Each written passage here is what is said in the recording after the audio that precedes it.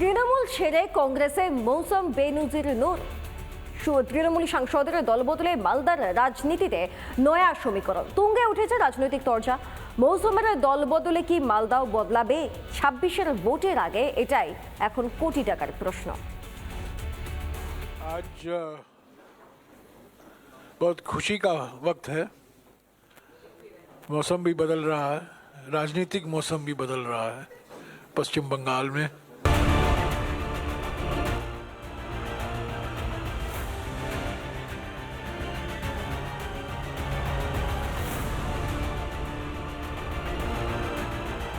তৃণমূল কংগ্রেস ছেড়ে কংগ্রেসে যোগদান করার পর থেকেই মৌসুম নূরকে ঘিরে এক রাজনৈতিক বিতর্ক দেখা দিচ্ছে।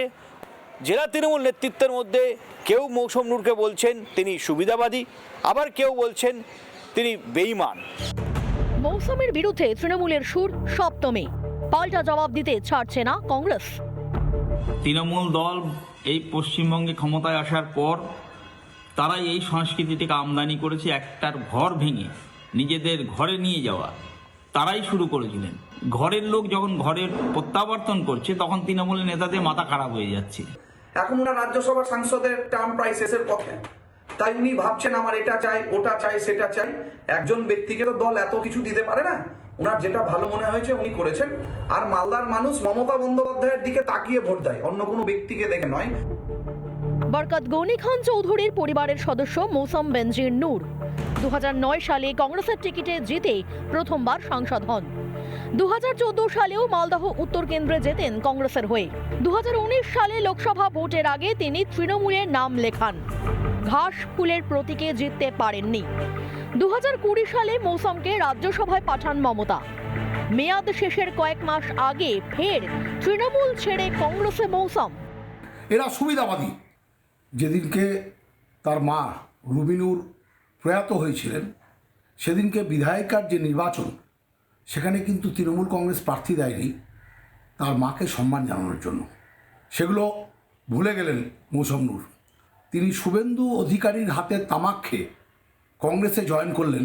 যেভাবে কারো ঘর ভেঙেছিল তৃণমূল, তাদেরও ঘর ভাঙতে চলেছে এবং দিকে দিকে বহু মানুষ, বহু নেতারা তাদের নিজেদের ঘরে ফিরছে। কিন্তু তখন মনে ছিল না যখন এভাবে কংগ্রেসের ঘর ভাঙা হয়েছিল? পৌষে মৌসুমের বদলে এভাবেই চড়ছে রাজনীতির পারদ। এ নিয়ে ঘাস ফুলকে বিঁধতে ছাড়ছে না পদ্ম। তৃণমূল কংগ্রেসের পায়ের তলার মাটি সরে যাচ্ছে। মুসলিম সম্প্রদায়ের মানুষ তৃণমূলের প্রতি অত্যন্ত তিতিবিরক্ত। মৌসুমের মতো একজন বিচক্ষণ রাজনীতিবিদ মানুষের এই পালসটি বুঝতে পেরেছেন। মৌসুম নূর কংগ্রেসের হয়ে একটা দলের ফ্যাক্টর, কংগ্রেস দল একটা শক্তিশালী হলো, তেমনটাই ধারণা জেলা কংগ্রেস নেতৃত্বে। মালদা থেকে দীপঙ্কর গোস্বামী, রিপাবলিক বাংলা। নানা ধরনের কন্টেন্ট দেখার জন্য লাইক করুন, শেয়ার করুন আমাদের ফেসবুক পেজ, সাবস্ক্রাইব করুন আমাদের ইউটিউব চ্যানেল। পাশাপাশি অন্যান্য ব্রেকিং নিউজের জন্য অবশ্যই চোখ রাখুন রিপাবলিক বাংলায়।